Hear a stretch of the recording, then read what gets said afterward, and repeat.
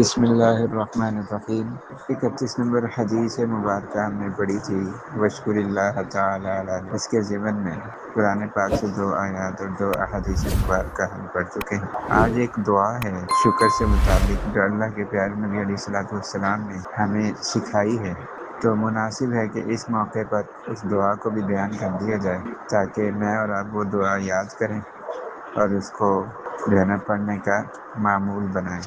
چنانچہ سنن نبی داؤد حدیث نمبر 1522 میں ایک روایت ہے،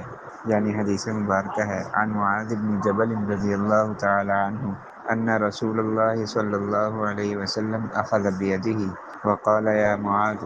واللہ انی لأحبک فقال اوصیک یا معاذ لا تدعن فی دبر کل صلاة تقول اللہم اعنی علی ذکرک وشکرک وحسن عبادتک، رواہ ابو داؤد والنسائی واحمد۔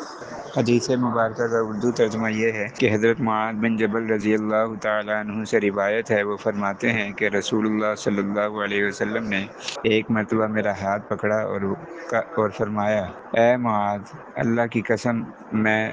تم سے محبت کرتا ہوں۔ فقال، اور پھر فرمایا، اوصیک یا معاذ، کہ اے معاذ میں تم کو وصیت کرتا ہوں۔ کیا وصیت کرتا ہوں؟ لا تدعن فی دبر کل صلاۃ، کہ ہر نماز کے بعد یہ دعا کبھی نہ چھوڑنا، ہرگز نہ چھوڑنا، کہ ہر نماز کے بعد یہ دعا پڑھنا۔ وہ کیا ہے؟ اللہم اعنی علی ذکرک وشکرک وحسن عبادتک، اے اللہ میری مدد فرما اپنے ذکر کے اندر، اپنی نعمتوں کا شکر ادا کرنے میں، اور وحسن عبادتک، بہترین عبادت کرنے میں۔ یعنی باب محاورہ ترجمہ یہ ہے کہ حضرت معاذ بن جبل رضی اللہ تعالیٰ عنہ سے روایت ہے، وہ فرماتے ہیں کہ ایک مرتبہ آپ صلی اللہ علیہ وسلم نے میرا ہاتھ پکڑا اور فرمایا، اے معاذ میں تم سے اللہ کی قسم محبت کرتا ہوں، اور پھر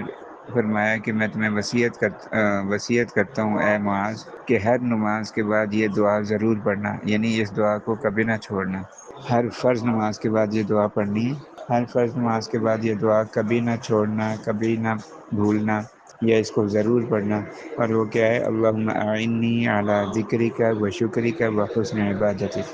کہ اے اللہ اپنا ذکر کرنے کے لیے، اپنا شکر ادا کرنے کے لیے، اور بہترین عبادت کرنے کے لیے میری مدد فرما، یعنی ان تینوں چیزوں میں اے اللہ میری مدد فرما۔ بہت ہی پیاری دعا ہے، بہت ہی اچھی دعا ہے، اور بہت آسان اور مختصر ہے، کوئی مشکل نہیں ہے، ہم میں سے ہر بندہ اس کو یاد کر سکتا ہے۔ تو اس کو یاد کریں اور ہر فرض نماز کے بعد اس دعا کو ایک مرتبہ پڑھ لیا کریں۔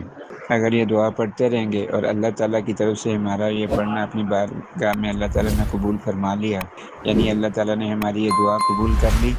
تو ہمیں بار بار ذکر کی توفیق بھی ملتی رہے گی، ہمیں بار بار اللہ تعالیٰ کی نعمتوں پر شکر ادا کرنے کی توفیق بھی ملتی رہے گی، اور ہمیں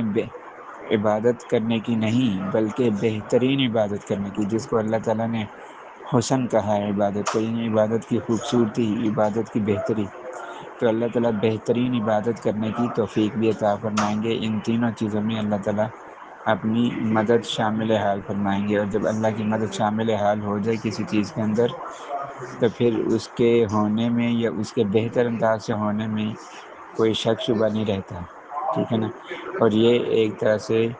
اللہ تعالیٰ کی طرف سے قبولیت کی علامت بھی ہوتی ہے کہ جب انسان ایک عمل کرے، مثال کے طور پر اس نے فجر کی نماز پڑھی، پھر اس نے ظہر کی نماز پڑھی، تو اس کا مطلب ہے کہ اس کو اللہ تعالیٰ کی طرف سے ظہر کی نماز پڑھنے کی توفیق ملی ہے، فجر اس کی قبول ہوئی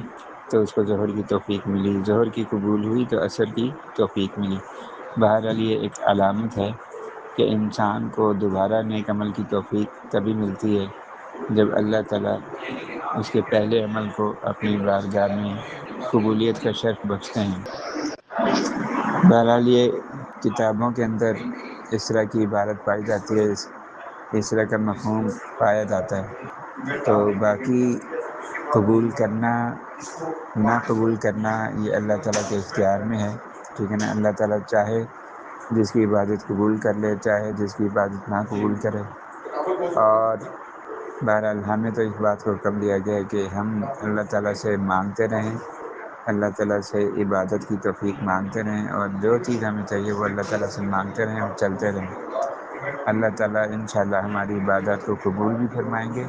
اور ہماری عبادات کو قبول فرما کر ہمارے لیے